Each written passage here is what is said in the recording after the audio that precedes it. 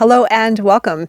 My name is Tara, intuitive healer, teacher, and guide, and here to talk about shame. And if you've been following my videos and podcasts for a while, then you may have an understanding of my direction with this content and with what I am wanting to provide for you, the listeners, the viewers, in hopes to help you grow through your transformative journey. My content is a little bit of a mix. It has a blend of the lunar cycles, a bit of astrology, a bit of numerology, but all tying things together to understand ourselves more, to help understand yourself more even, to understand what we have around us to navigate our life in a meaningful way, in a very rich and connected way. And the more that we can connect and the more that we can understand about ourselves and about our surroundings, the energy around us, what we have to work with, then the greater experience we will have. The content, as I mentioned, that I create tends to be a bit of a mix between that type of content and then all the different attributes that we have within ourselves, in our shadow, in our subconscious, that holds us back from being more connected, from being more in our authentic selves. So there's the spiritual aspect, there is the body aspect, there is the emotional aspect, there's the mental aspect. And really at the center of it is our subconscious. Our subconscious is tied to everything and is connected to the way that we interact with the world, the way that we interact with people, the way that we see and feel and sense, how we respond to certain things, our triggers, how we show up in the world, how we feel about ourselves. And it's all tied to our subconscious, our limiting belief systems, our false belief systems, our programs that we have hardwired within has some kind of connection with all of these different aspects within ourselves. And so that's why it's so important to understand the subconscious and to be very self-aware. And the more awareness that you can develop within yourself, the greater understanding of yourself you will have, of life you will have, of the greater timeline that you might be on, that you are on. And it really does help us understand that there's more to our lives than we could ever imagine. And it really is allowing for us to experience life fully. If we don't experience life fully, then we are really doing a disservice to our experience here in this form, in our life form on this planet. So when we disconnect, then we are basically shutting down part of our existence. We are not allowing ourselves to connect fully with all areas of life, with all aspects of life. And in this episode, I want to talk about one particular aspect that does get in our way of fully experiencing life, and that is shame. And I've wanted to do this episode, and I actually feel that I did already record this, but I want to come back to it because this is a big topic. And there's part of this that is going to come from my own personal story, but there's also a big part of this that I hope will be a message for you. And we all have experienced shame in some kind of way. If it is from people shaming us, or maybe we have shamed others, or being shameful for experiences that we have gone through that have really dimmed our potential and enclosed us in deep within, that prevents us from fully expressing ourselves or opening up for love or showing up in our full potential. And this can come from past life. There are a lot of these experiences that I talk about that do come in from past life because remember, we are multidimensional beings. Everything is connected. And those experiences that you've had from multi-life experiences can come into this life and play out in a similar way. If we don't identify what it is, then we are going to keep repeating it. We're going to still live in it, and it's still going to control us. And the whole point of this work is to become sovereign, is to become your pure, authentic self, but to become free of all the limitations that we have within ourselves. And the deeper work that I have done with this, the more I have discovered how many layers there are to this practice. All right, I thought I knew, I thought I had it figured out. I wasn't even close to scratching the surface. And that's why through the work I have done, which has been very, very, very focused and very, very deep and very detailed throughout this process, I'm hoping to share it with you in a way that will inspire you, that will help you through your journey, and will help you be the best version of yourself. Because we are here to enjoy our life. We are here to live to our full potential. But there are so many things that are holding us back. And so this is the process that we're going through. A lot of us are going through right now is discovering our true potential, our true power within, our true authentic self, who we really are and what we're meant to do. But in order for us to do that, we have to dismantle all these layers that get in the way, which really comes from our subconscious, comes from our limiting beliefs, comes from our traumas, comes from old embedded wounds and stories and energies that we have deep within. And a lot of it we can't see. And a lot of it for myself, I've had to really chip away at this to see the layers within. And I go deeper and then I realize, wow, I didn't even realize that I had that to face, or I didn't realize that that was even an issue until I went deeper. And then I uncovered it and uncovered it and uncovered it. And then I get more and more down to the source and understand really the pure essence of our existence, of my existence, of the potential of my life, of this work especially. And I'm going to talk about this topic of shame.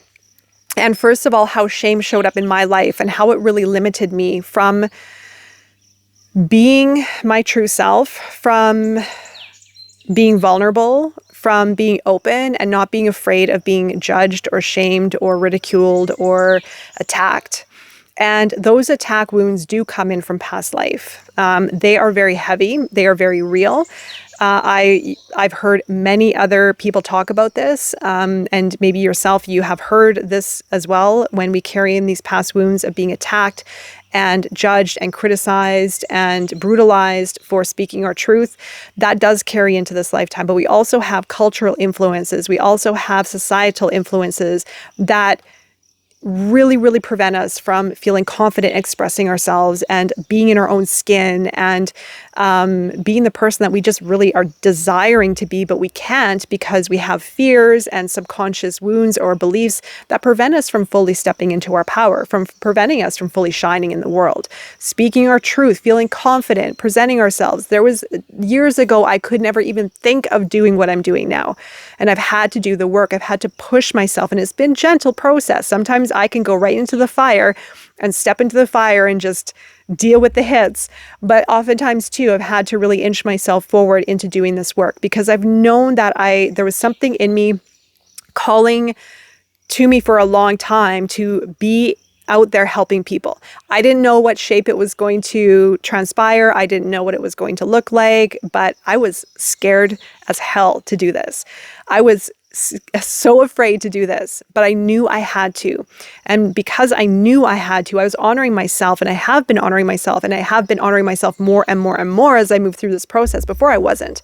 And when I wasn't, I was facing really, really hard stuff. Now that I'm honoring myself and listening to my intuition, even I still have work to do, but it's becoming easier. And I know more and more as I grow into this, that this is what I'm meant to do. And that is very empowering. You know, when we can step into our power, when we can dismantle the layers within and own ourselves fully, right? But it does take time, and it's taken me a long time to really break through this. So let's go into shame. Now, shame is one of these 7 limiters, or the 7 difficulties that we've gone through in our life that I follow, that has been listed by Dr. Michael J. Lincoln, he's no longer with us, a psychiatrist from the States, whose work I study and whose work I work with to help others through difficulties.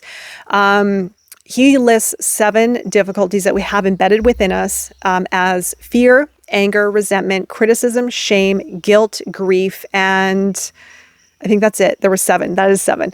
And so those 7 attributes, or those 7 experiences that we have experienced and that we have embedded within us, have some kind of influence in the way that we feel, in the way that we think, in the way that we act, the choices that we make, and also affect our body.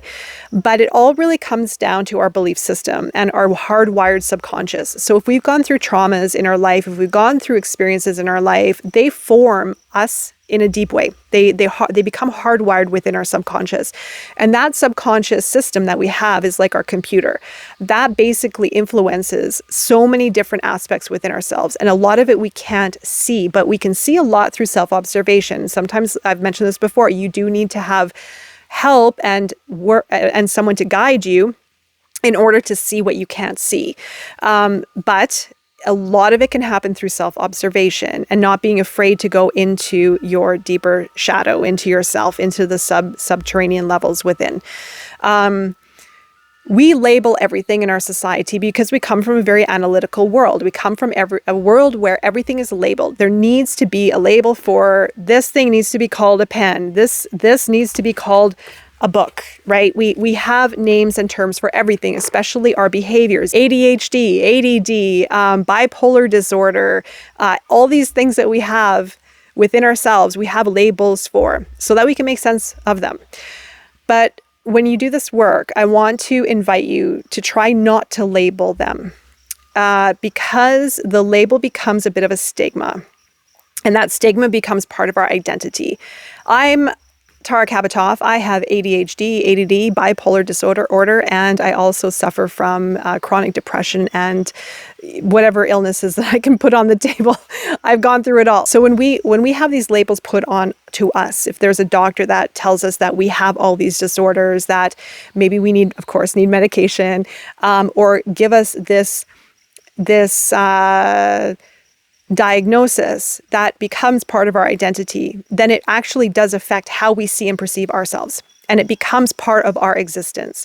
Rather than, okay, I have ADD, I have ADHD, I have whatever disorder, rather than labeling it, feeling into it, and working with it to understand really what it is and where it's coming from, not by a labeling standpoint, by a feeling standpoint, going into the past, going into the subconscious, and finding the root cause, because you can cure them. You can understand what these are by understanding your deeper self. By doing the inner dive, you can overcome these challenges. They are challenges. They are experiences that we have within ourselves. It's energy. Everything is energy. But we have become so in our mind about, and our ego about all of these experiences, right? And they become part of our identity. So let's look at shame for a moment. Now, remember, everything in our life is an experience. And the biggest hurdle that I have found has been working through that knowing without the ego being involved. Okay, I've gone through some really big hits in my life. They are just experiences. I need to start to separate from them. And once you start separating from them, then you start to see the truth of our experience. You start to see reality differently rather than being in it and taking the hits and being in the pain and the suffering and the struggling, right? And so when we start to separate ourselves from those experiences, we look at our life differently and we start to create the distance between living in our pains and our wounds and our stories and the ego and our subconscious. And we start to become more aware. And when we become more aware, we also begin the process of letting go of what we've been really enmeshed in and the way that we see things and the way that we feel about things. It becomes more distant. And then our real feelings and the way that we see becomes greater. Because when we hold on to energy, our viewpoints, our reality, our emotions, our everything becomes very small. It becomes very small, it becomes very limited, becomes very restrictive. When we let go of those energies, just think of it as everything is energy, we let go of them, we start to expand. We start to look at life greater. We start to feel more. We start to experience more. Okay, so we let go of these heavy, dense energies and we open up for more. And shame, going to get back to shame eventually, is one of those really difficult energies that holds us in, that prevents us from fully experiencing life, fully expressing ourselves, and feeling vulnerable and open, but in our power. And vulnerability is being in your power. It doesn't mean that you're weak because you want to express your stories or share with the world what you've gone through. It doesn't mean that you're a weak person. It means that you are aligning with who you are. You've understood that what you've gone through is an experience. You own it. You get your power. Okay, and you release it. You release from being enmeshed with those energies, those emotions, and those energetic entanglements. You let them go. All right, and so this is part of the shadow work too. For shame, for me, when I was young, I've talked about this before, but I'll quickly go through it because truthfully too, I don't really like talking about my story. For me, find it like, it's not easy for me to talk about it, but it's not in a way I don't mind talking about it and I can share anything if anybody ever asks. I have no problem talking about anything. But for me, I tend to avoid talking about my personal life. That's just it. That's just my thing. But When I was young, I had a really, really, really difficult life. There was a lot of anger in my household. There was a lot of fighting. There was a lot of narcissism. There was a lot of really, really, really heavy stuff. There were a lot of really difficult things, especially being an empath, being a highly sensitive person, just feeling things very deeply, feeling emotions very deeply, and also understanding the truth in situations when the truth wasn't accepted, the truth wasn't acceptable. It was really difficult. And my school and my education did take a hit for that. Plus, too truthfully, I was very bored with school. I couldn't really find myself being engaged with school so much, even though I did fairly well. I just was also very bored. I just found school to be a bit of a bore. The system, the way things were, I felt it was very archaic at that time being a child. So it was really hard for me to truly embrace and to get excited about and to feel really enriched being in the system. So what happened was my grades started to slip and I became very disengaged with school, mostly because of what was happening at home, but also because I just really could not find school very interesting. But it was just a really difficult time during that point in my life. So my parents put me into school for learning disabled. It was a beautiful school, actually. It was really great. I did make some great friends. I did really well. It was such a fun environment and it was a beautiful place, truthfully. So what happened was when I went back into the regular school system, I immediately felt that I was stupid. I had a very strong stigma that I was incompetent, that I was stupid, that I wasn't smart, I wasn't good enough. Because I couldn't measure up to the regular normal system. I was different. So I then became very insecure. And not only did I do worse in high school when I went back into the system, I barely even finished. I had a really, really, really hard time. I actually declined in many ways because it was really hard for me to show up and be like everyone else because I already felt like I was disabled, that I had a learning disability, and that I couldn't amount to what the regular standards were in society or what was deemed to be regular, normal, competent, smart, capable person. So I really started to recoil and I went downhill very fast, and it took me a long time to get out of that, a long time, years and years and years. When I started to get out of that period, I went back to school. I pushed myself. I became very determined because I wanted to improve my life. I just had this fire. I've always had this fire, this will, this determination within myself. So I was just honoring the calling. I went back to school. I had a really great career in the marketing industry. I was working for top agencies in the world. I was winning awards. I was working on high profile clients. I was working so hard. I was working myself to death. I was very inspired and I loved what I was doing. I pushed myself very hard, but I always felt like I was less than. I couldn't speak in front of people. That came from also family life, but it also came from the stigma that I had that I wasn't good enough, that I was disabled. I had a learning disability, that I wasn't smart enough. I wasn't like everyone else.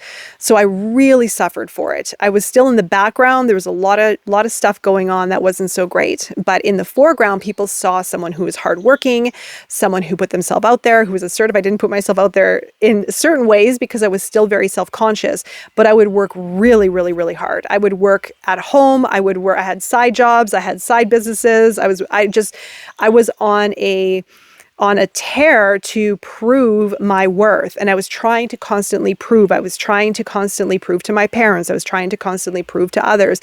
But I was on this hamster wheel, this perpetual cycle that was going nowhere. And if anything, it was going downhill. And it took me a long time. I was hiding my story of my education, of where I went to school, for a long time. That was part of my life that I concealed and I was so ashamed for. And that shame held me back from a lot. It also created my shadow, which became my driving force, which really perpetuated me forward. And it really also started to hardwire my identity. That was a false identity, an identity that I wanted to run to and away from what I was ashamed of. So I started forming a false identity. I started showing up in the way that I thought would be accepted, that I thought other people would honor, that other people would respect, but it was fake and it wasn't me. And I suffered internally for it. I really, really suffered for it. And also too, when I got into relationships, we'd have conversations, or I'd be around my family, I would always say, don't tell this person where I went to school or about my past, because I was so ashamed from it. I was so ashamed. I was always hiding that part of myself. But that part of myself that I hid also formed many, many, many other issues in my life. And since I've been doing this work, I didn't even know how prevalent, how strong this aspect of myself was. I did see a psychiatrist when I was in my 30s, and I did talk to her about this issue that I had, about this shame, about me having a learning disability, hiding it from everyone, hiding it from my coworkers and my friends and my relationships. And she looked at me and she said, "No, you don't." And we did some exercises and she said, "You do not. This has been something has been something that you have been living under, and it has been a false story of yours for years." And when she told me that, it broke something open. It allowed me to come to peace a little bit with myself, but I still had a lot of work to do. And I didn't understand the false persona that I had built to protect the shameful aspect of myself. So the front-facing persona was still very active. It was still, it was set in motion, right? So I didn't even realize how ingrained and how deep my outer persona, my ego had formed, or my subconscious belief systems had formed because of that experience, because of that belief that I had within myself. So if you're younger, and even if you're older too, I mean, depending on your experiences, if someone tells you that you are something, if you get misdiagnosed, if you get diagnosed for having ADD, learning disability, or something of that nature, do you really? Or are you going through a trauma? Are you going through a life difficulty? Is there something deeper that needs to be looked at? When you're labeled that, though, that becomes part of your identity. And that can cause shame, because then you think that you're fundamentally flawed. All right. So there's all these layers to it. And again, I'm just speaking from my story. But shame is, and shame can run deep. Shame can come from being abused. Shame can come from so many life experiences. There's psychological abuse, there's emotional abuse, there's physical abuse, there are life experiences that cause shame. And it can come from many different areas. So this is one aspect that is really, really, really hard to work through, because it is a part within us that can become our identity, or we create a false identity because of it, because we conceal it. But then what happens is we really limit ourselves. We create a massive block to the world and to life experiences because of shame. And it is really difficult. It is really tough to understand. And I didn't really understand it until maybe over the last year, when I realized that I don't care about my story anymore, my past story. I know what happened, and I can see myself in the past in a different light. Again, not being entangled and enmeshed in that story, rather as an observer and creating distance from it. And since I have been going through tons of release work and this deep dive within myself, I see my reality differently. And it has helped me overcome this and help me open up to life experiences and not really care, but find the gifts and find the beauty in what I have gone through. Now, you probably have had that question: would you trade your past? Would you trade your story for a better one?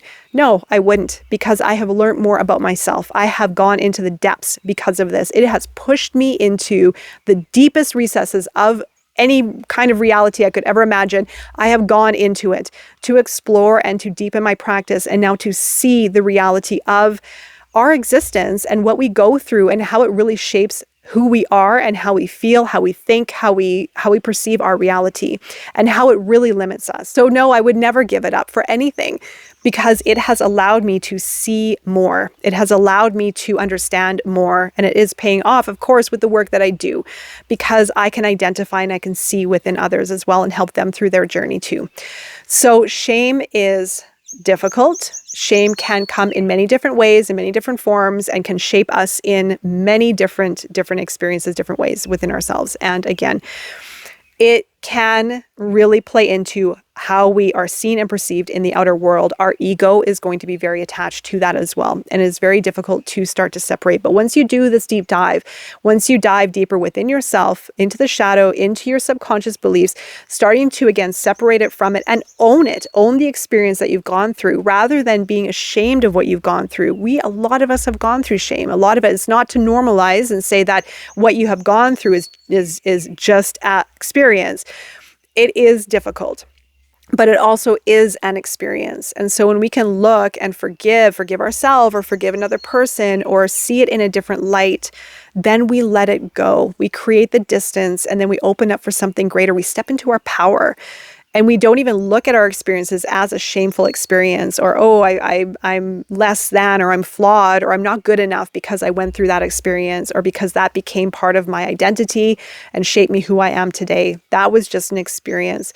So you have to go back a little bit to see what's happening right now. If there is a resistance, a fear, a something holding you back in life, is it coming from shame? Is it coming from something deeper within that you've gone through that you may not be happy with? And how can you see it in a different light? And how can you empower yourself to move away from that situation of becoming that story and seeing it as an observer and starting to let go of it and create that separation so you can step more into your power? It takes time. It does take some work. And of course, if you need any assistance, if you have any questions, you can definitely reach out to me at any time. I would love to help. So that is it. That is all from me on the topic of shame. I hope you enjoyed the story. I hope it found you in the right place if you potentially need this for yourself and your journey moving on. And I'm wishing you all the best. Until next time, take care.